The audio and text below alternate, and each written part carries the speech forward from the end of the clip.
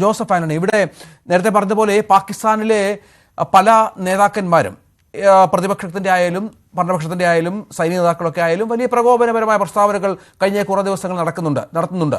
ആണവായുധം ഉള്ള രാജ്യമാണ് തങ്ങൾ എന്നോർക്കണമെന്നൊക്കെ പറഞ്ഞ് നമ്മളെ വെറുതെ അത്തരത്തിലുള്ള പ്രകോപനം സൃഷ്ടിക്കുന്ന പശ്ചാത്തലമുണ്ട്. പക്ഷെ നമ്മുടെ പ്രധാനമന്ത്രി മാത്രമാണ് ഈ വിഷയത്തിൽ 4-5 പേര് സംസാരിച്ച് അദ്ദേഹം രാഷ്ട്രത്തിന്റെ പേരെടുത്ത് പറയാതെ കൃത്യമായ മറുപടി നൽകുമെന്ന് പറഞ്ഞു പോയത്. മറ്റ് നമ്മുടെ ഒരു നേതാവും ഇത്തരം വിഷയങ്ങളിൽ അനാവശ്യമായ പരാമർശം നടത്താൻ തയ്യാറായില്ല എന്നൊരു പ്രത്യേകത കൂടി നമ്മുടെ രാജ്യത്തിനുണ്ട്. നമ്മുടെ നയം അത് തന്നെയാണോ? കാത്തിരിക്കുകയാണോ തിരിച്ചടിക്കാൻ?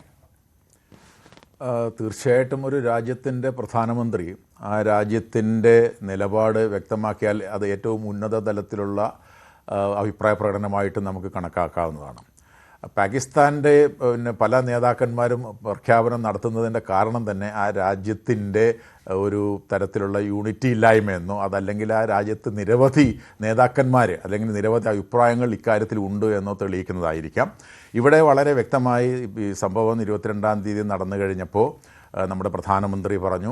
അതിനുശേഷം ഞായറാഴ്ച മൻ കി ബാത്തിൽ അദ്ദേഹം 2 പ്രസ്താവനകളാണ് നടത്തിയത്. ഈ 2 പ്രസ്താവനകളിലും അദ്ദേഹം ഈ സംഭവം വളരെ ഗുരുതരമായ സംഭവമാണ് എന്നും ഇത് ഇന്ത്യ ഗവൺമെൻറ് വളരെ ഗൗരവമായി കാണുകയാണ് എന്നും ഇതിന് ഉത്തരവാദികളായവരെ മാത്രമല്ല അതിനെ പിന്തുണയ്ക്കുന്നവർക്ക് കൂടി മറുപടി നൽകുമെന്നും അത് അവർ ലോകത്തിൻ്റെ ഏതറ്റം വരെ പോയാലും അവരെ കണ്ടെത്തുമെന്നും ശിക്ഷിക്കുമെന്നും ഒക്കെയുള്ള വളരെ എംഫാറ്റിക് ആയിട്ടുള്ള കാറ്റഗോറിക്കലായിട്ടുള്ള സ്റ്റേറ്റ്മെൻറ്റാണ് ഇന്ത്യൻ പ്രധാനമന്ത്രി നടത്തിയിരിക്കുന്നത്. എന്ന് മാത്രമല്ല ഇവിടെ സൂചിപ്പിക്കപ്പെട്ടതുപോലെ നമ്മുടെ ഭരണ നേതാക്കന്മാർ, അത് മന്ത്രിയാവട്ടെ, നമ്മുടെ പ്രതിരോധ മന്ത്രിയാവട്ടെ, പ്രധാനമന്ത്രി പോലും ഈ വെറുതെ ഇരിക്കുകയല്ല അവർ. അതാണ് നമ്മൾ മനസ്സിലാക്കേണ്ട കാര്യം.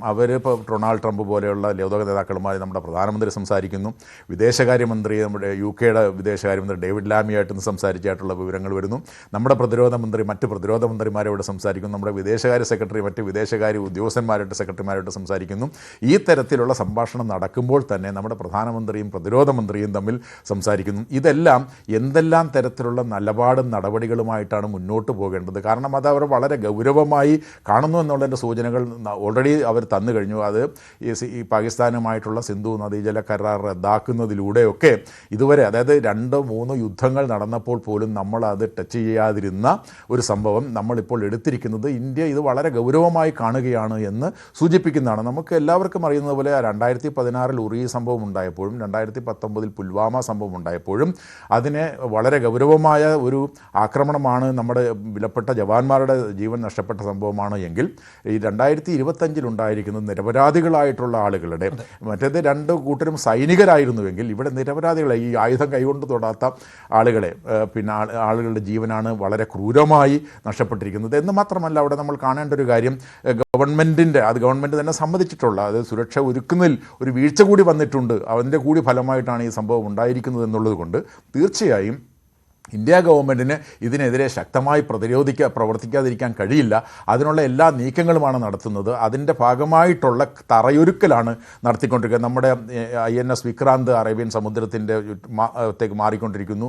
നമ്മുടെ ബ്രഹ്മോസ് മിസൈലിൻ്റെ പരീക്ഷണങ്ങൾ നടത്തിക്കൊണ്ടിരിക്കുന്നു. അതുകൊണ്ട് 600 കിലോമീറ്ററോളം സഞ്ചരിക്കാവുന്ന, വളരെ വേഗത്തിൽ സഞ്ചരിക്കാവുന്ന മിസൈലുകളാണ്. റഫേൽ വിമാനങ്ങളിൽ പിന്നെ ആയുധം ഘടിപ്പിക്കുന്നതിനെ കുറിച്ചുള്ള ആലോചന നമുക്ക് ഒരു പ്രത്യേകത ഉള്ളത്, 2016-ലോ 2019-ലോ നമ്മൾ ഈ ആക്രമണം നടത്തുമ്പോൾ നമ്മുടെ കയ്യിൽ റഫേൽ വിമാനങ്ങൾ ഉണ്ടായിരുന്നില്ല.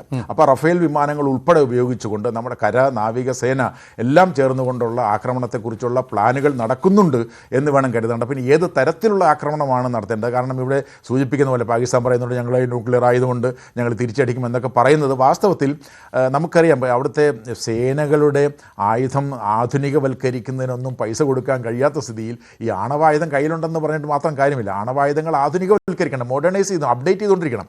അപ്പോൾ അതിനൊക്കെ ഉള്ള സമ്പത്തില്ലാതിരിക്കുന്ന ഒരു രാജ്യം, എല്ലാ തരത്തിലും തകർന്നു നിൽക്കുന്ന രാജ്യം, പിന്നെ എന്തെങ്കിലുമൊക്കെ പറഞ്ഞ് ഞങ്ങൾ അത് ചെയ്യും ഇത് ചെയ്യും എന്നൊക്കെ പറഞ്ഞ് ഭീഷണി മുഴക്കുന്നതായിട്ട് മാത്രം തൽക്കാലം കരുതിയാൽ മതി. പക്ഷേ യുദ്ധം എന്ന് പറയുന്ന ഒരു അവസ്ഥയിലേക്ക് പോയാൽ യുദ്ധം എന്ന് പറയുന്നത് 2 രാജ്യങ്ങൾക്കും സാമ്പത്തികമായും സൈനികമായും ഒക്കെ ബുദ്ധിമുട്ടുണ്ടാക്കുന്നു, അന്തർദേശീയ തലത്തിൽ പോലും പ്രശ്നങ്ങൾ ഉണ്ടാക്കുന്നതാണ് എന്ന തിരിച്ചറിവ് കൂടി നമുക്കുണ്ടാവേണ്ടതുണ്ട്. കാരണം ഈ സംഭവം ഉണ്ടായപ്പോൾ നമുക്കറിയാം അമേരിക്കൻ പ്രസിഡന്റ് ഉൾപ്പെടെ, നമ്മുടെ അയൽ രാജ്യങ്ങളെല്ലാം ഉൾപ്പെടെ, പശ്ചിമേഷ്യൻ രാജ്യങ്ങൾ ഉൾപ്പെടെ എല്ലാവരും ഇതിനെ അപലപിക്കുകയും ഇന്ത്യയോടൊപ്പമുണ്ട് എന്ന് പറയുകയും ചെയ്തെങ്കിൽ ഒരു യുദ്ധത്തിൻ്റെ സാഹചര്യം വരുമ്പോൾ ഇവരുടെ എല്ലാം പിന്തുണ ആ തരത്തിൽ ഉണ്ടാകുമോ എന്നുള്ളതാണ് സംശയം. അതാണ് കാരണം ശ്രീ ബൈ തിട്ടാല